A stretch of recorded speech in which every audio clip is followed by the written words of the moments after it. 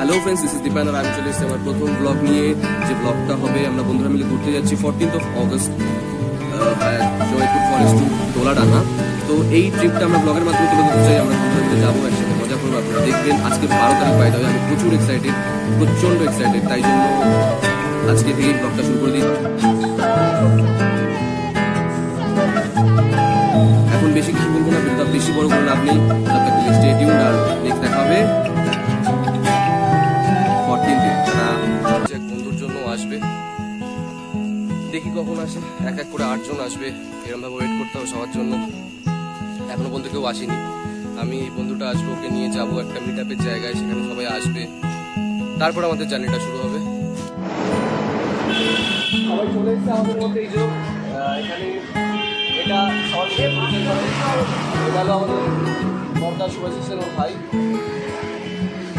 এটা হলো সাগনি, এটা হলো এটা তনুময় পোদ্দার আসতে তোমার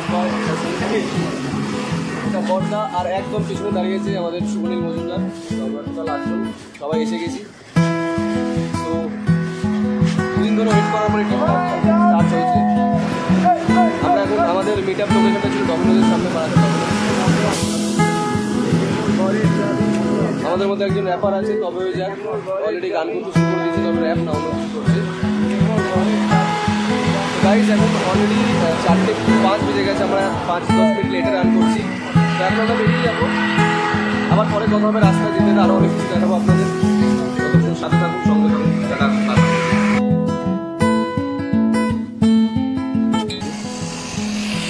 একদম উপর দিয়ে একটা বর্ডার লাইন আছে, ওটা পরে দেখতে পাচ্ছি। এই যে জায়গাটা ঘুরি, এটাই আমাদের এখান থেকে সব থেকে উঁচু জায়গা, এটাই দেখা যাচ্ছে আপাতত।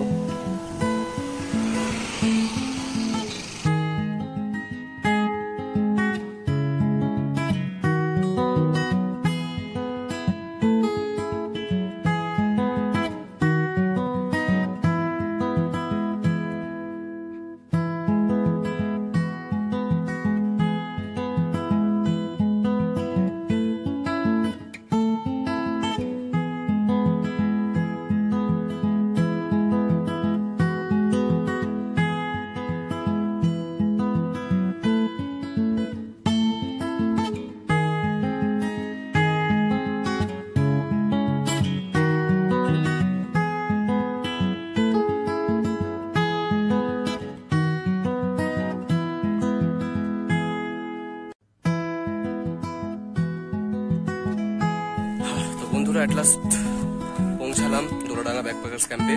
এটা হলো দোলাডাঙ্গা ব্যাকপ্যাকার্স ক্যাম্পের ট্রেন থেকে বেরিয়ে ফ্রন্ট ভিউ। সামনে কংসাবতী নদী, এই সাইডে একটা ক্ষেত রয়েছে, ওই পেছনে যে জঙ্গলটা একটা সুন্দরবন টাইপের একটা ফিল দেয়। আর এটা হলো অ্যাকচুয়াল দোলাডাঙ্গা ব্যাকপ্যাকার্স ক্যাম্প। খুব বেশি বড় জায়গা নয়। এই যে পেছনে টেন্টগুলো দেখতে পাচ্ছ, এটাই টোটাল এন্টার ক্যাম্পটা। হ্যালো গাইস, এখন 7টা বাজে। তো আই এম এক্সট্রিমলি সরি কি আমি বিকেলের কোনো ব্লগ দেখাতে পারিনি, বা সকালের ব্লগ এর ভেতরে তেমন করে দেখাতে পারিনি। তার কারণ প্রচন্ড টায়ার্ড ছিলাম, আগের দিন রাত্রের থেকে ঘুমাইনি, তো এসে ঘুমিয়ে পড়েছিলাম। তো এখন দেখাচ্ছি তোমাদের, এই দেখো 7টায় অন্ধকার হয়ে গেছে। তো একটু অন্ধকার নেমে আসার পর ওরা এই লাইটিং যেটা দেখছো, মোমবাতির মতো একটা লাইটিং জ্বালিয়ে দেয়। তো অনেস্টলি স্পিকিং সন্ধেবেলায় এতক্ষণ সময় কাটানোর পর কেবলমাত্র সন্ধেবেলায় দেখলাম কি এই জায়গাটার ভিউটা একটু ভালো লাগছে। তার আগে জায়গাটার ভিউটা অতটা ভালো লাগছিল না। এই যে এই সামনে 3টে টেন্ট, আমাদের এরকম টেন্টে থাকতে হয়। Hello friends, this is Dipayan এবং আমি আবার চলে এসেছি তোমাদের সাথে কথা বলতে। আমরা একটু প্রাতঃভ্রমণে বেরিয়েছি, সরি। তো এটা অ্যাকচুয়ালি দোলাডাঙ্গার মধ্যে, দোলাডাঙ্গা সাইডের একটা জায়গা। দোলাডাঙ্গার যে ব্যাকপ্যাকার্স যে ক্যাম্পটার পাশেই একটা জায়গা। এই যে একটা জঙ্গল মতো নদীর ধারে। সামনে হাঁটছে শুভাশিস, পেছনে আছে সাগনিক আসছে, আরো বাকিরা সব টেন্টে রেস্ট নিচ্ছে।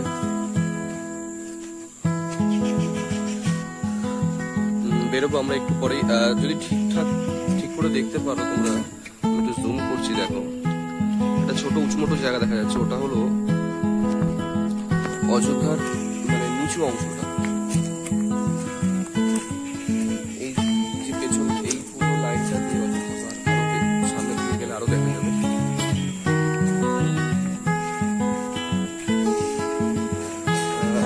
করেছিলাম এখান থেকে অযোধ্যা যাওয়ার আজকে। তো এখান থেকে অযোধ্যা অ্যাপ্রক্স 85 কিলোমিটার মতো পড়ছে, বাট যেতে পারলাম না। তার কারণ আমি খবর পেলাম যে ওখানে ডাবল ভ্যাকসিনেশন ডোজ অথবা রিসেন্ট RT-PCR রিপোর্ট চাইছে, তাই জন্য আমরা যেতে পারলাম না অযোধ্যাতে এখন, কারণ আমাদের কারোর এই দুটোর মধ্যে একটাও এখনো হয়নি। তো জাস্ট জায়গাটা দেখো, এই জায়গাটা একটু সুন্দর, ভালো লাগে বেশ।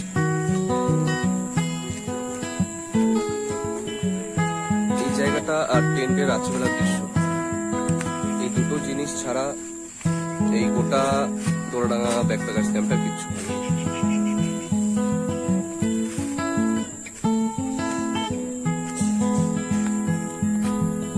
আজকে 15th of August সকাল 6:30। তো আমি কিছু অনেস্ট রিভিউ নিয়ে এসেছি এবং এই রিভিউগুলো হলো এখানকার দোলাডাঙ্গা ব্যাকপ্যাকার্সের যে মেনটেন্যান্স ফেসিলিটি অত্যন্তই বাজে। তার কারণ এখানে আমরা এসেছি লাস্ট 48 আওয়ার্স ধরে কারেন্ট নেই। তো আমরা যখন ছিলাম সারাদিনটায় কারেন্ট ছিল না, রাত্রে কারেন্ট এসছে। এবং এরা যে খাবার দাবার দেয় সেটাও প্রচন্ড বাজে, মুখে তোলা যায় না বললেই চলে। জলের ব্যবস্থা ঠিকঠাক নেই।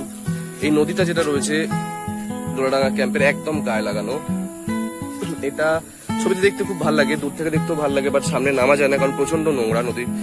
শুধু নদীটা না, নদীর এই এরিয়াটাই প্রচন্ড নোংরা। আমি যেখান থেকে হাঁটছি সেখানেও চারিপাশে হালকা পাতলা নোংরা ময়লা আবর্জনা ফেলা রয়েছে। তো এক কথা এটা ডেভেলপ নয়।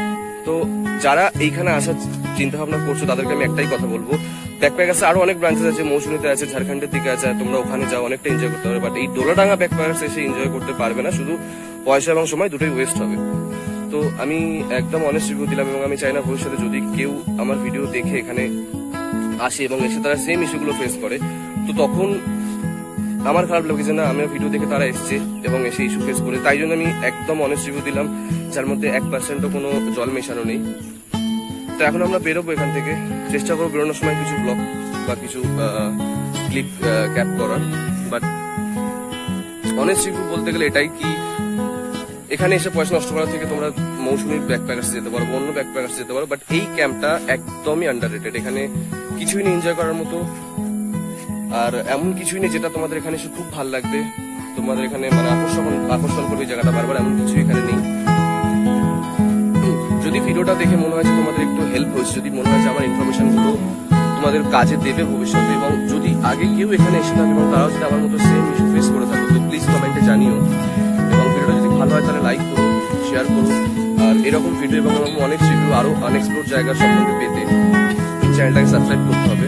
তো যদি মনে হয় যে আমার ভিডিওটা উপকার দিতে পারে ভবিষ্যতে, চ্যানেলটাকে প্লিজ সাবস্ক্রাইব করে দিও। তব তক প্লিজ স্টে টিউন ফ্রেন্ডস।